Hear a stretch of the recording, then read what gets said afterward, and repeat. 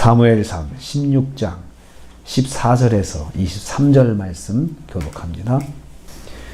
오늘 말씀은 기름 부음을 받은 다윗이 사울을 모시는 삶을 시작하는 것을 내용으로 하고 있습니다. 사울은 악령에 시달리는 삶을 살고 있었습니다.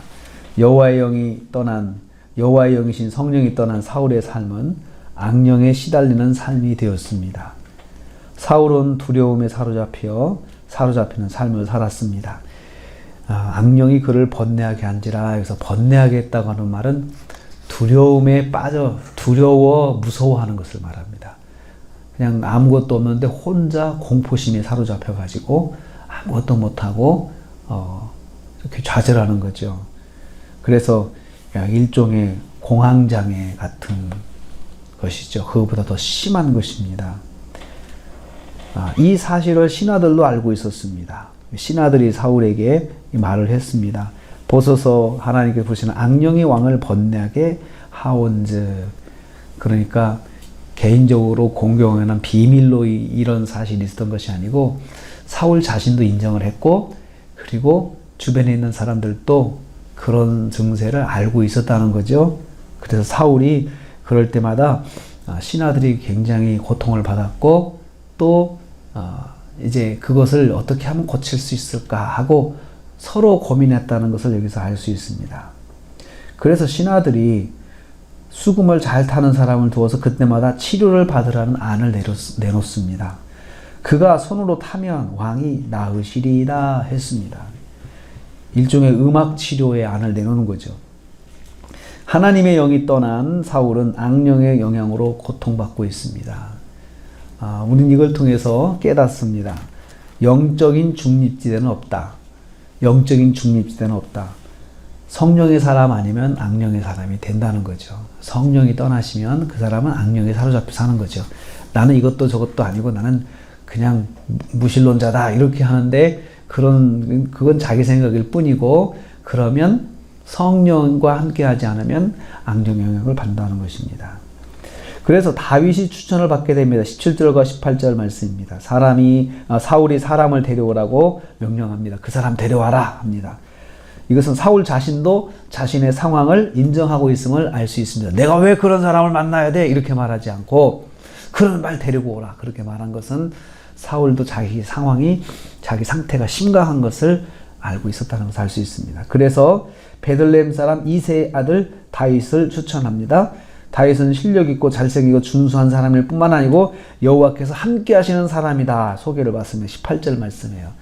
이 사람은 여호와께서 함께 하시는 사람이고 음악도 잘하고 이 사람은 잘생겼고 멋있다, 좋다, 왕을 가까이 섬기기에 아주 합당한 사람입니다 라고 추천을 받습니다. 여호와께 기름을 부음받았다고 바로 왕이 되는 것은 아니었어요. 그렇잖아요. 기름 부음 받고 기름 부음 받은 후, 그 전과 후가 뭐가 달라졌을까요? 성경은 딱 그거 하나 이야기했습니다. 성령이 충만했다. 다윗이. 그리고 나서 기름 부음을 받고 나서 다시 그냥 일상으로 돌아간 거예요. 아침에 새벽같이 일어나서 양떼를 몰고 가서 들에 나가서 양치는 일을 변함없이 다윗이 하고 있었습니다. 그런데 사람이 갑자기 와서 다윗을 왕궁으로 데리고 가더니 그 왕실에서 사울을 만나게 되고, 사울이 다윗을 채용을 해가지고 너는 이제부터 내 무기 드는 사람이 되고 항상 내 옆에 있어라 라고 그렇게 명령을 하게 된 것입니다. 하나님께서 왕이 되기 위해서 먼저 훈련시키시는 것이 있었습니다. 섬기는 삶을 훈련시키셨어요. 사울을 섬기는 삶을 살도록 다윗을 그렇게 이끌어 가신 것입니다. 왕 같은 제사장인 성도의 삶에는 섬김의 훈련이 있습니다. 우리가 예수 믿고 나서 어떻게 보면은 예수 믿고 나서 더 좀 고달프죠.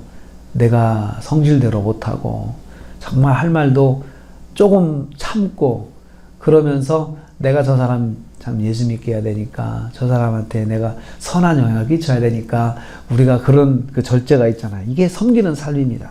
섬기는 훈련이 반드시 있습니다. 세 번째로 다윗이 사울의 무기는 자로 임명을 받습니다. 19절부터 보면은 그렇습니다. 사울이 이새의 집에 전령을 보내서 그리고 다윗을 데리고 왔습니다. 사울도 자신의 상황을 심각하게 받아들였음을 알 수 있습니다. 왜냐하면 즉각적으로 고민하지 않고 바로 보내잖아요. 바로 데리고 와라 그래가지고 사람은 당신 아들 중에 다윗이라는 사람 나한테 보내시오. 왕에게 보내시오. 왕이 필요하러 하는 사람입니다. 이렇게 해서 다윗을 사울의 무기 들은 자로 임명을 합니다. 21절입니다. 그래서 23절 말씀에 악령이 활동할 때마다 다윗이 수금을 타면 악령이 떠났다라고 했습니다. 음악 치료죠.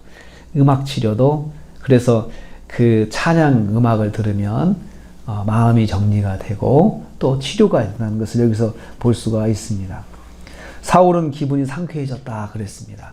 다윗이 그 수금을 타면 그 악령에 들었다가도 그 음악을 들으면 사울이 치료가 되었습니다. 기분이 상쾌해졌습니다. 그리고 악령이 그에게서 떠났다라고 했습니다. 그렇다면 여러분, 음악 중에는 마귀의 음악도 있죠. 성령의 음악이 있고 하나님께서 사용하신 음악이 있다면 마귀의 음악이 있습니다. 그래서 음악을 잘 골라 들어야 됩니다. 그리고 가수들 보면 자기가 부르는 음악, 노래 제목대로 되는 걸 봐요. 노래도 잘 불러야지. 좋은 가사, 정말 긍정적이고 좋은 가사를 불러야지. 절망하고 좌절하는 가사를 넣고 부른 사람은 꼭 그렇게 되는 것을 우리는 봅니다. 다윗은 사울에게 없어서는 안 되는 사람이 되었습니다. 이때 다윗은 사울의 영적인 질병을 치유하는 사람이 되었고 또 무기를 드는 자면서 사울의 주치의가 되어서 이제 사울을 섬기는 삶을 삽니다. 가까이서 지도자가 이러면 안 되겠구나. 이것을 훈련을 받게 됩니다. 제일 먼저 다윗은 섬김의 삶을 훈련받았다는 걸 우리는 꼭 기억해야 합니다. 왕으로서 무슨 교육을 받은 것이 아니고 섬기는 삶을 훈련받았습니다. 섬기는 삶은 성도의 기본적인 삶의 훈련입니다. 그래서 우리는 늘 섬기는 삶을 삽니다. 자녀들 섬기시죠?